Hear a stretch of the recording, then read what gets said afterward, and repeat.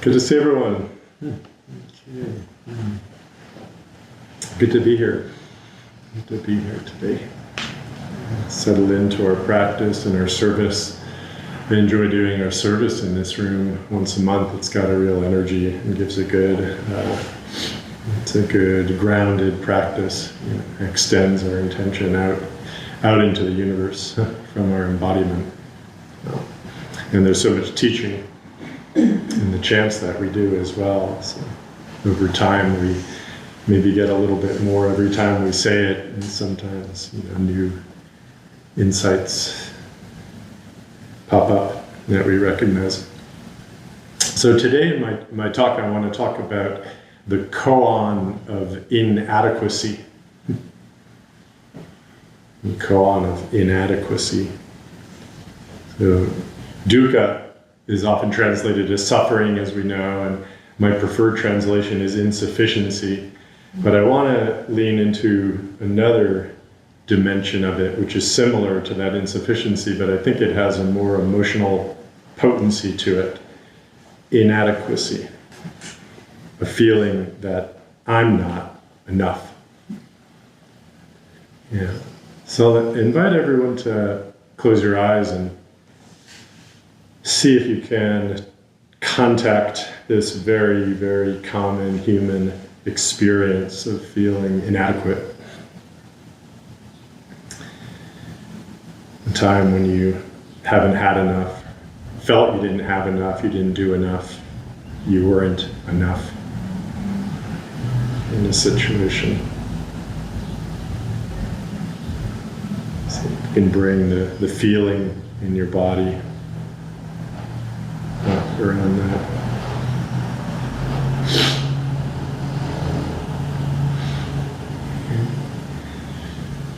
This feeling points to a sense of our own worth, our own value, and it's deeply intimate sense, and it's very common to have an underlying kind of belief that we have to show up in a certain way or have a certain something or accomplish a certain something in order to have worth, and that we're not worthy unless we do these things.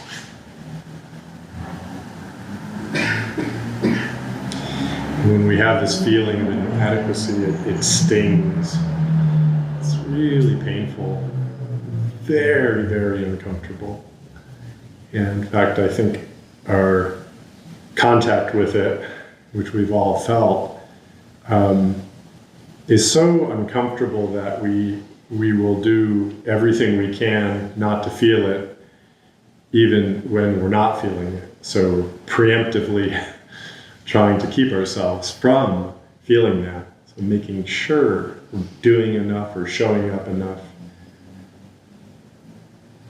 Not making mistakes so that we don't feel that. Yeah, it's not really logical. It's not scientific. We think if we do those things that we're not going to feel that. Nevertheless, we always end up feeling that way if we tie those things to some sort of externality, some sort of specific accomplishment or feedback or reflection that we get from someone else. So the game is rigged. As soon as we make it an externality to prove our adequacy, to validate our adequacy, we're guaranteed that we won't succeed. What a rigged game. Yeah. So we can understand how there's a form of attachment, in this, right? Dukkha is the first noble truth, and the truth of suffering, the experience of suffering of dukkha comes about through our attachments, right? So we could say it's attachment to our ideas about ourselves, our ideas about self-worth and value, our ideas about what we need in order to be worthy, right? And traditional Buddhism offers us the Eightfold Path as a way to kind of work with our attachments and liberate ourselves from the suffering that's caused by our attachments. So traditional Buddhism has a kind of a path for working with that and over time liberating ourselves from that suffering.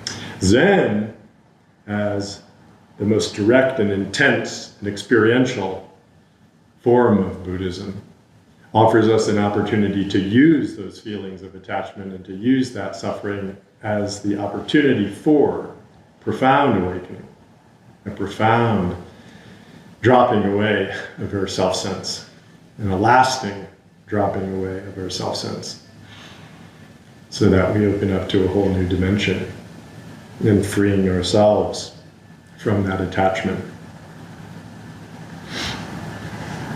Direct path to liberation. But in order to do this, our Zen practice guides us right into the experience of inadequacy. Okay? No, you could say working with it. No convincing ourselves that we actually are worthy. Positive affirmations, you could say. No, right into the experience of inadequacy. This is koan. You enter right into the matter, the heart of the matter, the heart of the conflict, the experience of the edge. Uncomfortable, disorienting, painful, disturbing, feeling these things authentically. Good sign. That's the sign that you are penetrating the koan, whatever it may be. And this, I think, is a real deep one for all of us.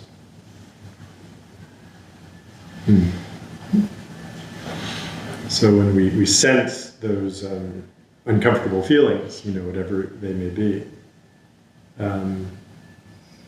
our Zen practice is to take that as like a clue, like a sign.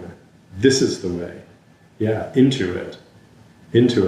Not like, what's that? Oh, what's going on there? Oh, okay. How do I deal with that? What am I doing to create that? And then it gets all heady. With the body, to go in directly and feel it. Yeah, these koans present themselves to us every day.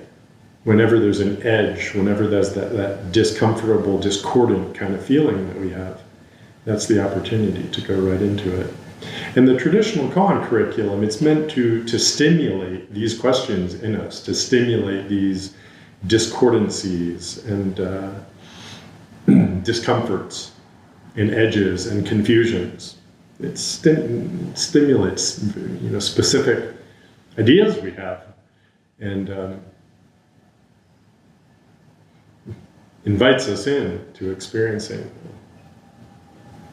the discomfort when it doesn't quite fit, when things don't quite make sense or feel good for us. That's the opportunity for us to really awaken to our true nature as awake awareness in Buddha nature. So I want to bring this matter alive with 3 scenes from the life and practice of Master Tokusan, which comes from our tradition. And these come in actually a number of formal koans that I'll talk about. Some of you have heard these and some not. But this is a really good Tokusan's path is a really, really good one for all of us. It's a really good model for us. So Master Tokusan was, in his early career, you could say, he was a Buddhist scholar, and he practiced in the Northern School of Buddhism, which was a more scholarly, scripture and sutra-based practice. And the direct school, which became known as Zen, was practiced in the South. So you might recognize from our identity of relative and absolute the teachers of the northern and southern school are related. So we're including the teachers of both the northern and the southern, because they both have their wisdom and power. But the southern was the direct transmission outside the scriptures, what we've come to call Zen. So he was a master of the sutras, and he called himself the master of the Diamond Sutra. He was the expert on the Diamond Sutra. I went to graduate school and I studied literature, and people would become, they'd get their PhDs in literature and they'd become experts in a particular writer or a particular genre of writing. And I never wanted to do that. I never wanted to do that. It just seemed like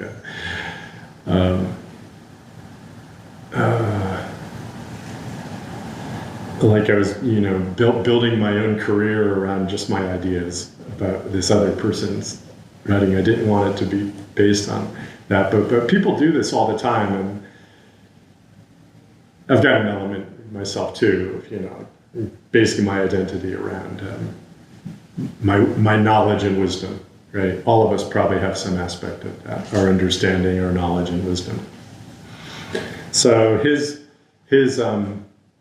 identity was definitely wrapped up in his status as the king of the Diamond Sutra, to the point where he actually said, I've heard about these direct pointing teachers down south, and I'm going to go and exterminate that school. Shibayama actually says that in his commentary on these koans, that he was going to go and exterminate these Buddhist teachers who said that there was a direct transmission outside the scriptures.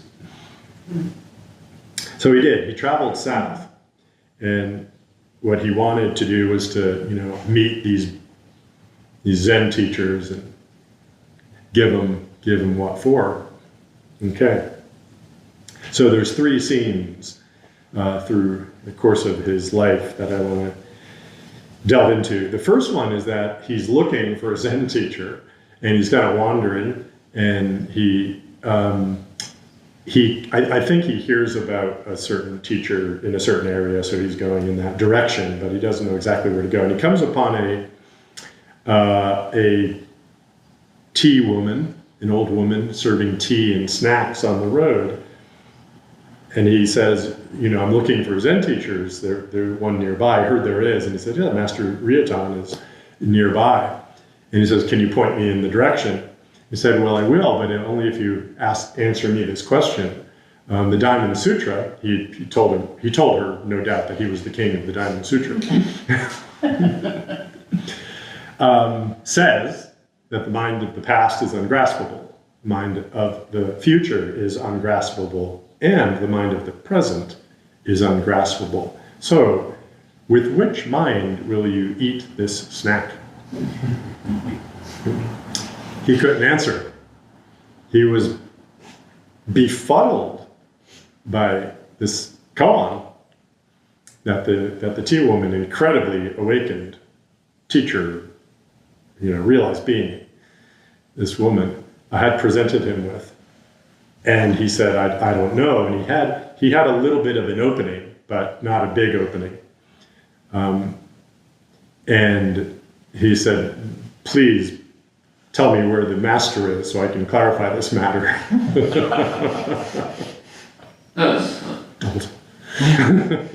Right. But that's where he was, that's just where he was. So she pointed down the road. Let's see if there's another little element of that. Yeah.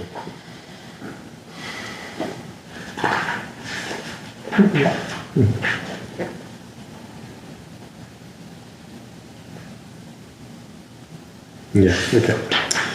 So then he gets to, then he does get to Ryotan's place, and his first encounter with him is quite arrogant, as you can imagine, with his attitude. So as soon as he arrived at Ryotan's monastery, he cried out, "I've long heard of the well-known Ryotan. Having now arrived here, I see neither a dragon nor a lake." Ryotan, Ryu means dragon, and Tan means lake. So it's like, I see neither dragon nor lake. So this is, in some ways, it had a little Dharma element to it, because he's kind of saying, he's speaking to the emptiness. Okay, there's no dragon and no lake here. So you could say that he's kind of bringing in a little clever adaptation of the teachings of the Diamond Sutra, the teachings on emptiness, to say, I see neither dragon nor lake. Now, if Ryotan had, any ego, he would, give a clever response or give a defended response or something like that. But what he says is, you have arrived at Ryotan in person. Beautiful. Shibayama says, Master Ryotan's incomparable spirituality is fully conveyed by the words in person. Not the name, not the label, not the credential, not the role. No dragon, no lake. This is the true Ryotan. Regrettably indeed, Diamond Shu Tokusan, who relied on philosophy, cannot break through the barrier even at this sharp blow of Ryotan's reply. Okay, so then he stays with Ryotan for a period, and I'm not sure exactly how long until this next event happens, which is when he has a huge awakening experience. I imagine it's not that long. Tokusan called on Ryotan at night to ask for instruction and stayed until night fell. Ryotan said, "It's getting late, you had better leave." At last, Tokusan said goodbye, lifted up the door curtain, and went out. Noticing that it was dark, he turned back and said, "It's dark outside." Ryotan thereupon lit a candle and handed it to him. Tokusan was about to take it when Ryotan blew it out. At this, Tokusan was all of a sudden enlightened. He made a bow. Ryotan asked, "What realization do you have?" Tokusan replied, "From now on, I will not doubt the sayings of any of the great Zen masters in the world." Okay.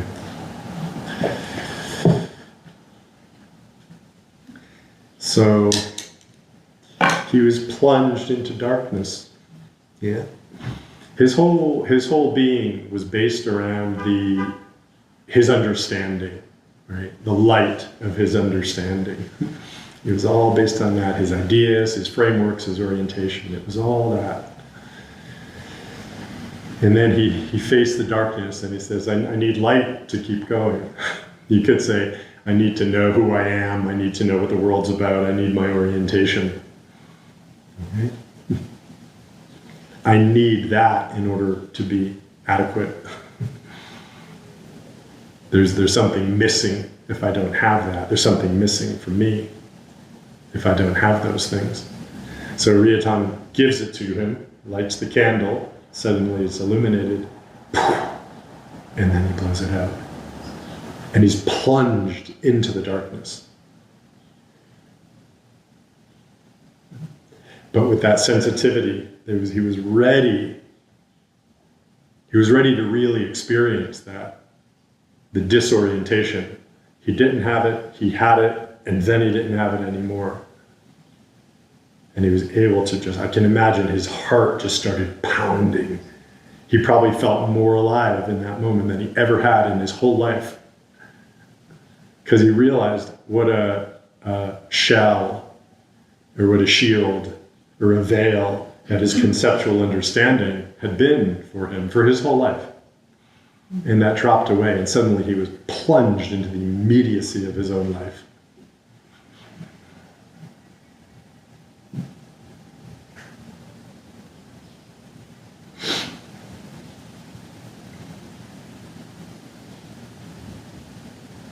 So it took him a while to get to that stage, to that place where he could be precipitated into that understanding. And that's what our Zen practice is like. You know, he wasn't there with his earlier studies of Buddhism. He wasn't there when he talked to the old woman. He wasn't there when he first met Ryotan. But it was all building towards a moment where he could face that moment of, I don't have my supports, I don't have my conceptual supports, I don't have my enoughness, I don't have all of those things that I've been relying upon to give myself solidity, a familiar sense of myself, an identity. And then in a moment when you don't have those, to actually fall forward into that openness. Yeah, you know, it's available to us all the time, but realistically, it takes intent and practice in order to take that plunge, to really step out of the control mechanisms and conceptual veil that we hold. So he ended up becoming a great teacher, and he actually goes on very shortly after this, according to the lore, and he burns all of his commentaries on the Diamond Sutra. Yeah. And there's commentaries from Shibayama and I think others who say he didn't have to do that. there was value in that. So, you know, he kind of did, you could say, go overboard potentially. It reminds me, didn't J.D. Salinger, there's a number of famous writers who I think, you know, destroyed a lot of their work that they weren't happy with. Early, you know, Juvenilia or earlier works. In a lot of cases, I think Salinger might have been one. And you know, for those fans of their work, they're like, oh, come on, you didn't have to do that. There's ego in that, isn't there? Right? Yeah. Yeah. This was awful. This was all diluted. So, you know, there's that too. So to bring it back here, that experience of inadequacy, I think to be really willing to go into those feelings that come up every day, that's the essential part. He was plunged into it, right? Because the light was pulled away from him. And if we're lucky, we are also plunged into those moments where we fuck up, where we make mistakes, where we look like a fool, where we don't show up the way we want to, where we get criticized or told, you know, that maybe we didn't do enough or we haven't been enough in a certain circumstance. That's a great opportunity. It's, you know, if we just get our ideas about ourselves reinforced all the time, it's not helpful. It really isn't. You know, this is a direct path we have Zen to take advantage of these moments where we do feel inadequate and unworthy, and to really embody those. And it can produce very, very rapid and deep transformation when we really embrace those feelings. You know, it does shift. It does shift, and I don't want to say that in the way like, oh, I can make this go away by doing this. And we have that same sort of almost therapeutic, you know, objective, right? You almost have to enter it like, this could get worse. This could get worse. It could last even longer, right? The mind ideally doesn't have a perspective of, I'm doing this in order to make it go away, right? I notice in myself when I practice with this, I can have that. I'm like, okay, this just feels awful. I know what to do with it. I'm gonna feel it. I'm gonna feel it, and then there's maybe a little bit at the beginning of like control the feeling, okay, but then the more practiced we are at this, it's like, no, this really, really, and you almost invite it to move through you, to permeate through you. And you can actually learn to almost enjoy the uncomfortable, unpleasant, icky, scary passages. You enjoy that because you've internalized the experience of the kind of release that comes, the shift and the release that is there on the other side of it. So it's my suggestion for you in this talk. Yeah, to really recognize when those feelings of inadequacy come up, go into them, and be vigilant, be mindful and take heed of all the different times in the day that these discordant, uncomfortable feelings arise within you, having to do with your own sense of what I have to do or who I have to be, qualities I have to show. And just feel into what's going on when those things are coming up. I notice in myself, oftentimes this voice of inadequacy comes in around my work. I have to do more, I have to do better in order to make enough money and accomplish what I want to accomplish and create what I want to create and achieve what I want to achieve. Not so much in my, in this context, and not so much in my family and relations, but in my work I find it's very loud. Yeah, that's for me. You may find it in different areas of your life, but for me it's there. And it's very easy to just go to believe that. It's like, oh, I need to do this in order to ... And you're like, on it. Okay, I need to do that in order to ... And then I find my whole system is off to the races in doing that thing that I need to do in order to be worthy or accomplished. But that way lies suffering. Even like when I get the thing done that I wanted to get done, sometimes that's a curse in a way, because then I get that little validation, like, oh, this is the way to do it. So very oftentimes, not that I'm saying I want to screw up all the time. I don't want to do that. I do actually want to succeed at, a lot of the things that I'm doing. But the failure to do so and the gap is a great opportunity for this portal, dropping our ideas about ourselves, which ultimately are a source of great suffering for us.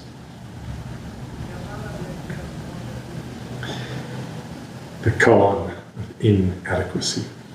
Okay, thanks.